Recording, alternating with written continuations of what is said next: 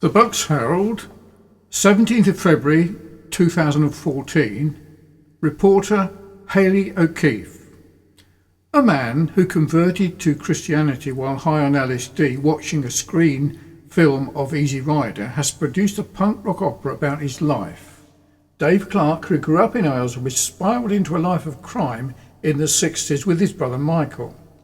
But following a spiritual awakening in a town cinema whilst high on LSD, David turned his life around and converted to Christianity.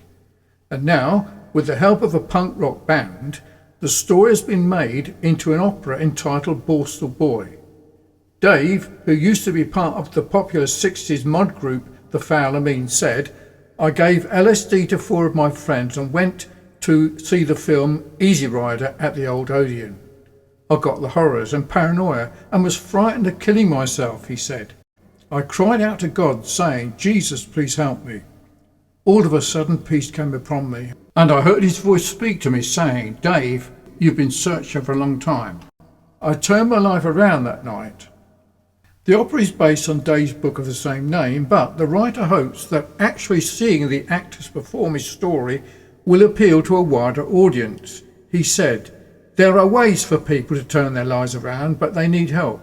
He added, "I realise that people simply don't read books because they're not a quick fix.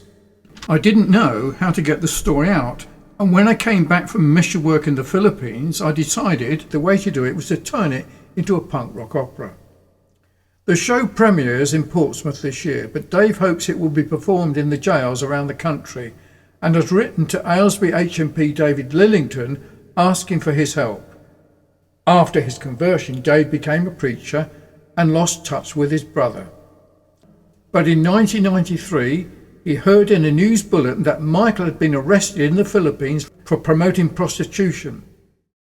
Michael John Clark, a British national, was sentenced to a 16-year prison term in the Philippines in 1995 for a crime he never committed.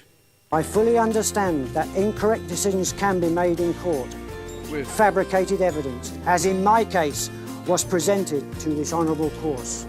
Not wanting to give up on his brother, David travelled to the country and helped his imprisoned sibling to his own religious awakening. The pair then told their story to hundreds of inmates in the Philippines. And this too, I believe we've been sent to you. At ito rin isasabihin namin sa inyo, to encourage you too, para palakasin kayo, to put your testimonies in writing. Na ilagay ninyo yung mga patutuo. And Dave wrote a book which has been distributed in prisons worldwide. He added, "My brother died of TB that year before his release from prison. The only consolation for me was that he had turned his life around."